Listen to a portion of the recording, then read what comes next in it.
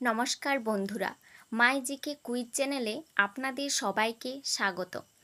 আজকের ভিডিওতে আমরা আইসিডিএস সম্পর্কিত অত্যন্ত গুরুত্বপূর্ণ জিকে প্রশ্ন উত্তর নিয়ে আলোচনা করব, যা আইসিডিএস কর্মী, সহায়িকা এবং অন্যান্য সরকারি চাকরির পরীক্ষার জন্য খুবই গুরুত্বপূর্ণ।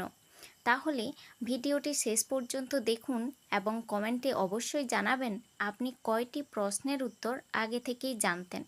তাহলে চলো শুরু করা যাক আজকে আমাদের প্রথম প্রশ্ন। আইসিডিএস প্রকল্প ভারতে কবে চালু হয়? অপশন 1972, 1975, 1978 না 1980। সঠিক উত্তর 1975 সালে। আইসিডিএস প্রথম চালু হয় কয়টি প্রকল্প নিয়ে?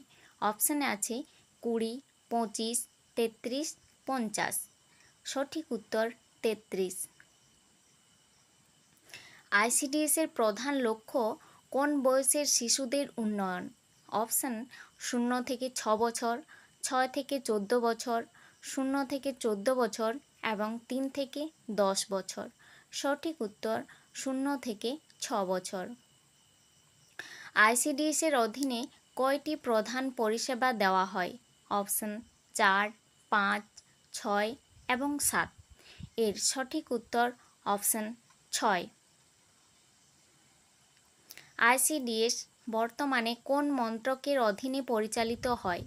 স্বাস্থ্য ও পরিবার কল্যাণ মন্ত্রক, শিক্ষা মন্ত্রক, মহিলা ও শিশু উন্নয়ন মন্ত্রক না সমাজ কল্যাণ মন্ত্রক? এর সঠিক উত্তর মহিলা ও শিশু উন্নয়ন মন্ত্রক। আইসিডিএসের মাধ্যমে কোন সমস্যাটি কমানোর চেষ্টা করা হয়?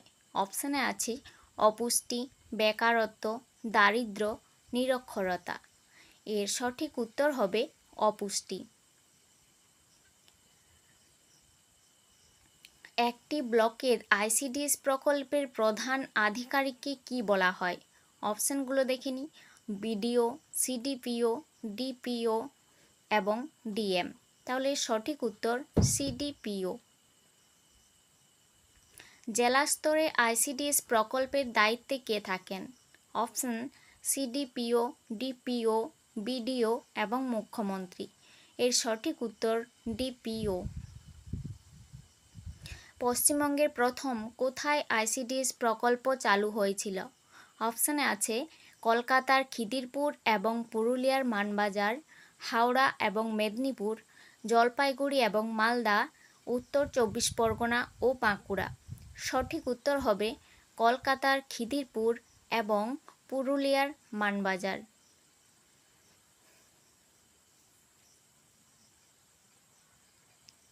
পরের প্রশ্ন আমরা দেখি কি আছে। আইসিডিএস এর সম্পূর্ণ রূপটি কি? আচ্ছা, এই প্রশ্নটার উত্তর কিন্তু আপনারা কমেন্টে অবশ্যই দেবেন, ঠিক আছে?